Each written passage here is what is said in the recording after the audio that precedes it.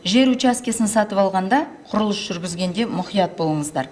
Су ресурстары маркетинг жауапкершілігі шектеулі серіктестігі осыдан бірнеше жыл бұрын санитарлық қорғау белдеуі аймағында заңсыз құрылыс фактілерінің алдын алу, оны болдырмау мақсатында тексеруші инспекторлар қызметін құрды.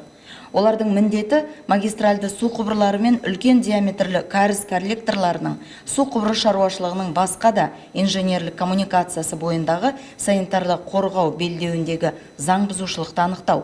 Осындай фактілердің бірі қаланың солтүстік батыс бөлігі арқылы өтетін диаметрі 1200 мм кәріз желісінде анықталып отыр.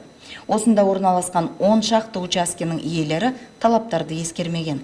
Серіктестігі бойынша мына Шымкент қаласындағы су және канализация құбырларының санитарлық қорғау аймақтарына соғылған 2319 құрылыс анықталды.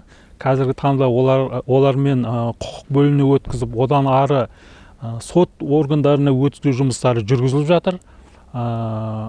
Мынау тұрғындарға ескерту жасап жүрміз.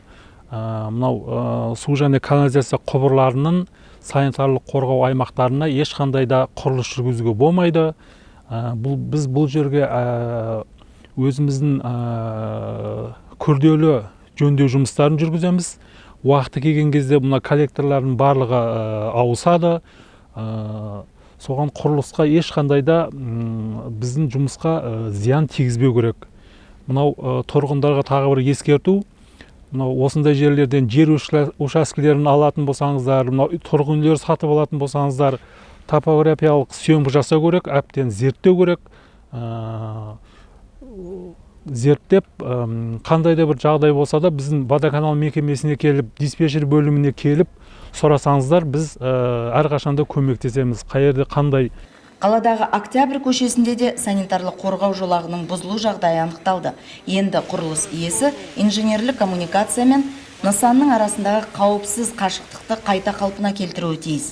Санитарлық қорғау белдеуін сақтау нормалары Қазақстан Республикасының Денсаулық сақтау министрінің 20 ақпан 2023 жылғы нөмірі 26 су көздеріне, шаруашылық ауыз су мақсаты үшін су жинау орындарына, шаруашылық ауыз сумен жабдықтауға және су нысандарының мәдени тұрмыстық суды пайдалану, сонымен қатар қауіпсіздік орындарына қатысты санитариялық эпидемиологиялық талаптары жөніндегі бұйрығында нақты жазылған. Бұл аймақ түрлі жағдайларға ыңғайлы болуы керек. Қызмет ұсынушының кез келген техникасы қажет болған жағдайда осында емін-еркін кіріп шығатындай мүмкіндік жасалуы тиіс. Ескерте кетейік, су құбырлары мен үлкен диаметрлі кәріз желісінде санитарлық қорғау жолағының талаптарын бұзу қайғылы жағдайға әкеп соғуы мүмкін. Сондықтан абай болыңыздар.